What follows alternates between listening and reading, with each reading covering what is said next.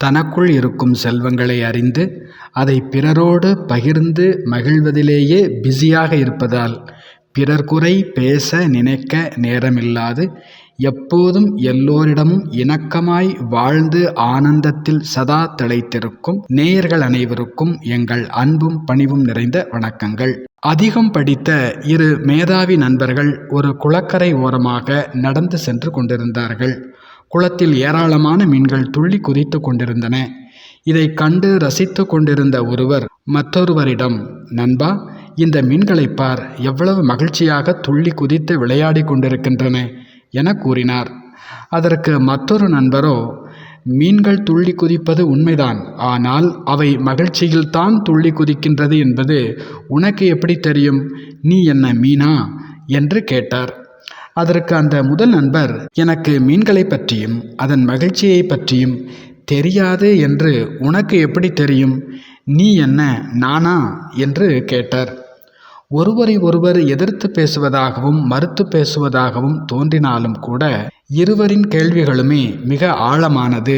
உன்னை பற்றி எனக்கு தெரியாதா என மிக எளிதாக பிறரிடம் கூறிவிடுகிறோம். அல்லது அவரை பற்றி எனக்கு எல்லாம் தெரியும் என்று தன் மேதாவித்தனத்தை நாமே பலமுறை மெச்சிக்கொள்கின்றோம். நமது கடந்த கால அனுபவத்தை கொஞ்சம் அவதானித்து பார்த்தால் நாம் போட்ட எத்தனை கணக்குகள் தப்பாகி போயிருக்கிறது என்பது தெரிய வரும். ஆனால் நமது ஈகோ அவ்வளவு எளிதாக அதை ஒப்புக்கொள்ள விடுவதே இல்லை. இந்த உலக நாடகம் ஒரு த்ரில்லர் மூவி. இதில் பல ரகசியங்கள் மறைக்கப்பட்டிருக்கின்றன. இன்னும் பல சஸ்பென்ஸ், பல சர்ப்ரைஸ் நமக்காக காத்திருக்கின்றன. எப்போதும் சீட்டின் நுனியில் பார்வையாளர்களை உட்கார வைத்திருப்பதுதான் நாடகத்தின் வெற்றி.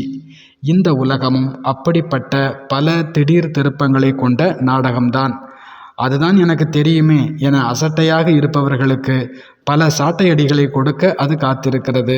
தனது பேச்சு, தனது செயல், தனது சிந்தனை, தனது உணர்வுகளில் மிகுந்த கவனம் கொண்டு மென்மேலும் தன்னை சீர்திருத்தி கொள்ளும் பணியில் கவனமாய் நிதானமாய் இருக்கும் உள்நோக்கு முகம் கொண்டவர்களுக்கு இந்த நாடகம் பல ஆச்சரியமூட்டும் பம்பர் பரிசுகளை வழங்கி கௌரவிக்கவும் காத்திருக்கிறது.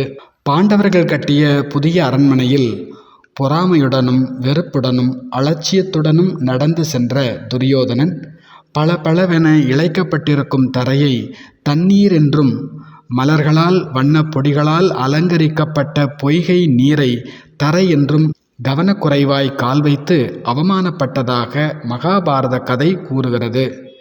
யாரையும் ஏமாற்ற வேண்டும் என்பது பாண்டவர்களின் நோக்கமல்ல. அது கலை நுணுக்கத்துடனும் கலை அம்சத்துடனும் கட்டப்பட்டிருந்தது, அவ்வளவுதான். கவனமுடன் ரசிக்க தெரியாதவர்கள்தான் தவறி விழுந்தார்கள். அதுபோலத்தான் இந்த நாடகம் நம்மை எங்கேனும் ஏமாற்ற வேண்டும் என அமைக்கப்படவே இல்லை.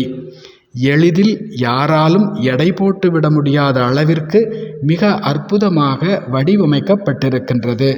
நம் கவனம் பிறர் மீது திரும்பும் போது கூட அன்பும் கருணையும் நிறைந்திருக்கும் வரை எந்த ஒரு சிரமமும் இல்லை. நாம் யாரை பற்றியும் பேசவும் வேண்டாம், விமர்சிக்கவும் வேண்டாம். நம்மை பற்றி நாம் அறிந்து கொள்ளவே இன்னும் நமக்கு பல விஷயங்கள் இருக்கும் பொழுது நமக்கு ஏன் பிறர் பற்றிய பேச்சு?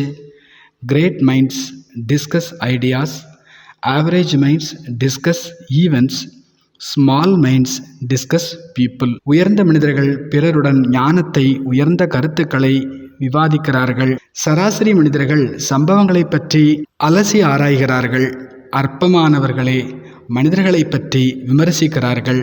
சுய தரிசனமே ஞானம், பிறர் தரிசனம், பிறரை பற்றிய சிந்தனைகளே அஞ்ஞானம். நமக்கு யாரை பற்றியும் சரியாக தெரியாது என்ற உண்மையை ஒருபோதும் மறந்துவிடவே வேண்டாம். நம் வீட்டு செடியின் மலர்களையும் பழங்களையும் பறிக்கவே நமக்கு நேரம் போதாது என்று இருக்கும் பொழுது பிறர் வீட்டு செடியில் நாம் ஏன் கை வைக்க வேண்டும், காயப்பட வேண்டும்? இதைத்தான் இறைவன் அந்தர்முகி சதா சுகி, உள்நோக்கு முகமுடையவரே சதா சுகமானவர் என்கின்றார். வெளிநோக்கு முகத்தில் சென்று பிறர் செயல்பாடுகளில் நாம் ஏன் அதிருப்தி அடைய வேண்டும்? அன்பு, அமைதி, ஞானம், சுகம் என எல்லா செல்வங்களும் நமக்குள்ளேயே புதைந்திருக்கிறது. அவற்றை இறைவனின் வழிகாட்டுதலோடு தியானம் செய்வதன் மூலம் அனுபவம் செய்து எந்நாளும் மகிழ்ந்திருப்போம், எல்லோரையும் மகிழ்வித்திருப்போம். நல்லது. நன்றி. வணக்கம்.